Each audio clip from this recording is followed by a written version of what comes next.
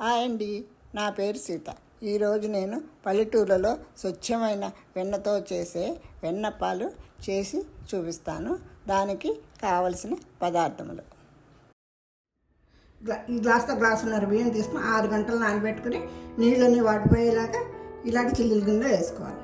3/4 glass పంచదార, 100 గ్రాముల fresh వెన్న, మన ఇంట్లో తీసుకున్న వెన్న, ఆయిల్. నానబెట్టుకుని కడుక్కున వడబోసిన ఈ బియ్యాన్ని మిక్సీలో వేసుకొని మెత్తగా పిండిలాగా చేసుకోవాలి. అలాగే పంచదార కూడా ఇంకో మిక్సీ గిన్నెలు వేసుకుని మెత్తగా పౌడర్ లాగా చేసుకోవాలి.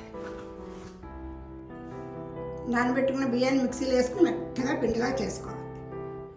వెన్న, మిక్సీ పట్టుకున్న పంచదార, ఈ బియ్య పిండిలో మనం మిక్సీ పట్టుకున్న పంచదారని వేసుకోవాలి.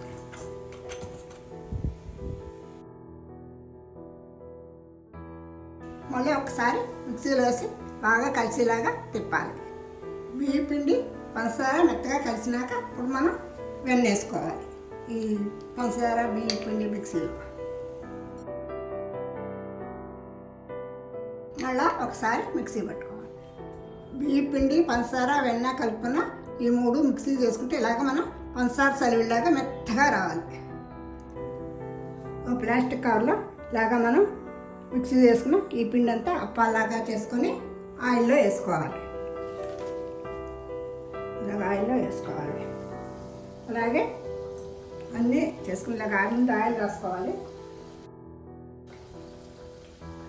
ఒక ఉండలాగా చేసుకొని ఇలా మెత్తగా ఇలా అప్పంగా వేసుకోవాలన్నమాట.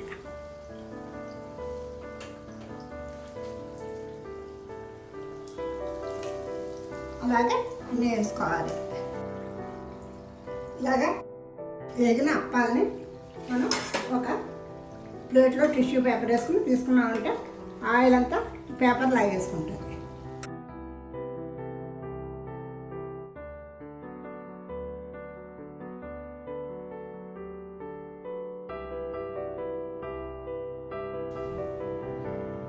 వెన్నప్పాలు రెడీ. ఈ వీడియో మీకు నచ్చినట్లయితే లైక్, సబ్స్క్రైబ్ చేసి ఫ్రెండ్స్తో షేర్ చేయండి.